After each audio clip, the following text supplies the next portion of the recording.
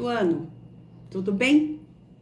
Hoje nós vamos estudar a diferença entre elementos naturais e elementos construídos pelo ser humano no texto Mudanças na Paisagem, em Geografia. Uma paisagem, ela apresenta elementos naturais, como a vegetação, o relevo, água dos rios, mares, mas também apresenta elementos construídos pelo ser humano, pontes, viadutos, prédios. Quando o homem constrói alguma coisa, ele está transformando a paisagem. E ele constrói para atender suas próprias necessidades, para melhorar sua condição de vida. Veja, ele constrói túneis para encurtar distâncias. Ele constrói casas, prédios para servir de abrigo. Agora, existem também elementos naturais que transformam a paisagem, como a água das chuvas, dos mares, dos rios, o vento. Entretanto, essas transformações dificilmente nós conseguimos perceber porque elas acontecem ao longo do tempo, tá? Mas crianças, existem também elementos naturais que partem do interior da Terra, como os terremotos, os vulcões, que causam transformações na paisagem e que acontecem de maneira muito rápida, tá? Vamos então agora abrir o nosso livro de Geografia? Página 264. Eu leio aqui e você acompanha aí na sua casa. Mudanças na paisagem. Observe nas fotos abaixo algumas paisagens do Brasil. E aqui nós temos duas imagens. A primeira, lá do Rio Grande do Sul, e a segunda, da Bahia, do estado da Bahia. Consegue observar a diferença entre essas duas imagens? Você percebe a interferência humana nas paisagens acima? As paisagens podem apresentar diferentes intensidades de transformação humana. Em algumas, predominam os elementos naturais. Em outras, são os elementos construídos pelos seres humanos que se destacam. Conforme estudamos, o relevo, as águas e a vegetação são alguns elementos naturais que podemos observar nas paisagens. Já os elementos construídos resultam das atividades dos seres humanos que transformam a natureza e utilizam seus elementos como recursos. Na página seguinte, a ação humana na paisagem. O ser humano modifica a paisagem de acordo com suas necessidades. Foi o que eu falei anteriormente para vocês. Ele constrói casas, prédios e fábricas, avenidas, viadutos, túneis e pontes, barragens para represar as águas dos rios, canais de irrigação para levar a água de um local para outro, aterros em praias para conseguir ocupar novas áreas.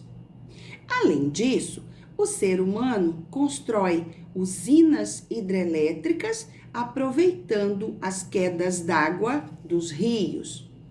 retira minérios do solo, faz plantações para obter alimentos e matérias-primas, entre outras alterações.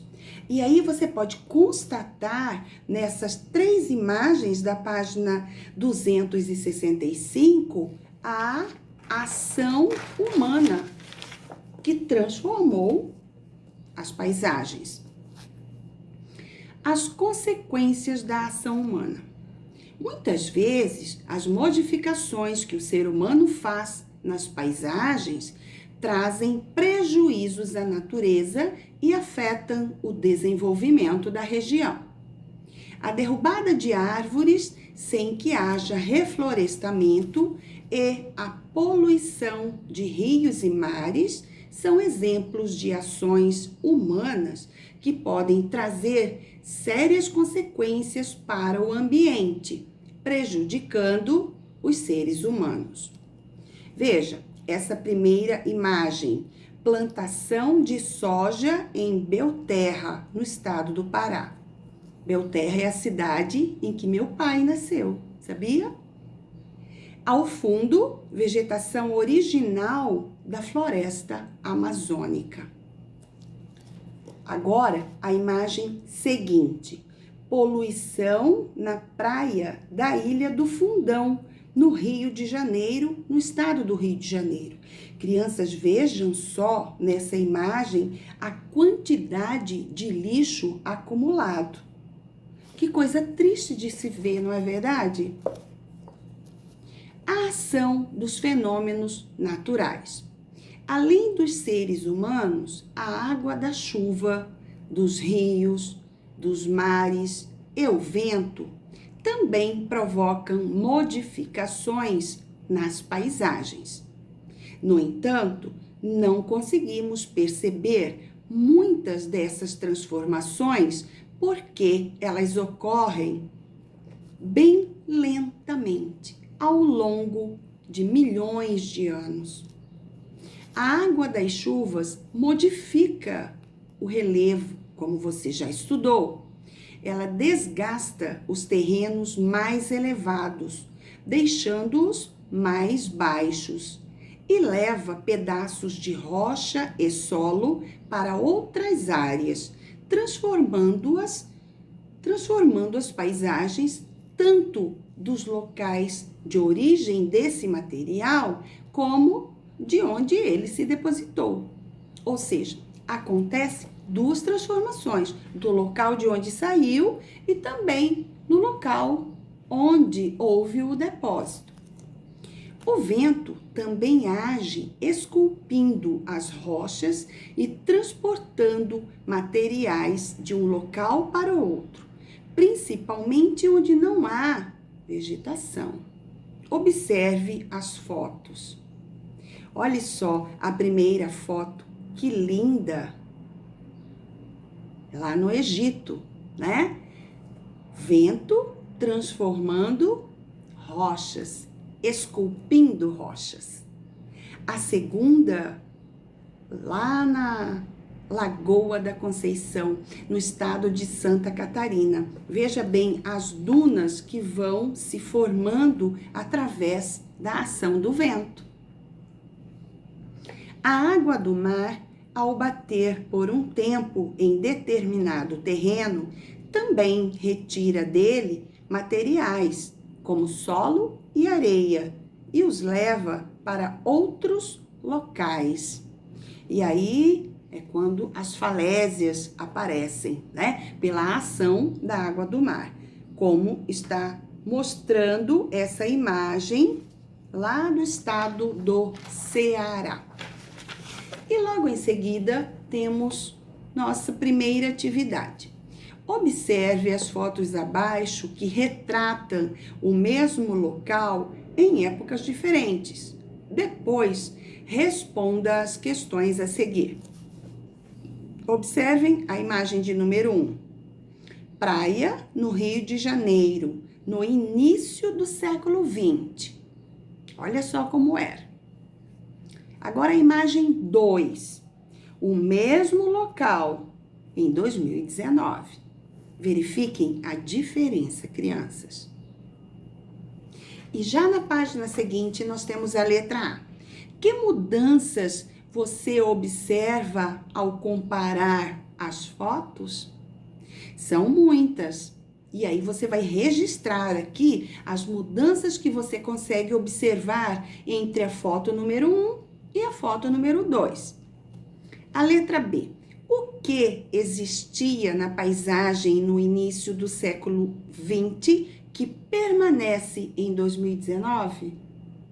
Olha bem para a paisagem número 1, olha bem para a paisagem número 2. O que é que existia na paisagem número 1 que permanece na paisagem número 2, tempos depois? Letra C. Quais são os elementos que caracterizam a ação humana nas duas fotos? Puxa, essa tá bem fácil, né? O que será que o homem construiu? Qual foi a ação que ele praticou e que pode ser observada, né? Podem ser observados, tanto na imagem 1 quanto na imagem 2. E nós vamos trabalhar somente a atividade número 1. Vamos fazer até a letra C. A atividade 2 faremos numa outra ocasião. E agora, crianças, vamos ver nossa atividade de arte? A primeira atividade está na página de número 59, onde você tem duas obras de Wassily Kandinsky. O Wassily Kandinsky, ele tinha muita vontade de ser músico, mas acabou estudando e se formando em direito. E quando ele já tinha 30 anos de idade, ele viu uma obra pintada por Monet, um quadro pintado por Monet. E ele ficou encantado com aquela obra e decidiu abandonar a carreira de advogado e começou a estudar arte. Interessante essa história, né? Então agora eu quero que você analise bem essa obra de Kandinsky, Diversos Círculos, e na página de número 60 você vai fazer uma releitura colorindo fundo preto e círculos coloridos, ok? Já na página seguinte, na página de número 61, nós temos composição sobre fundo preto. Você já tem aí o fundo preto. Então, você vai fazer um desenho com o seu lápis de escrever. Depois de pronto, você vai pintar com lápis branco, ok? Muitos alunos perguntam: para que serve o lápis branco? Serve para ser usado sobre um fundo colorido. Nesse caso, o fundo é preto, ok? Além disso, crianças, o lápis branco, ele também serve para dar um acabamento no seu trabalho, na sua pintura. Você já fez sua pintura, você pega o lápis branco, passa por cima e ele vai tornar o seu trabalho mais liso, mais brilhante, um acabamento diferenciado. Bom trabalho para vocês. Até a próxima aula. Tchau, tchau.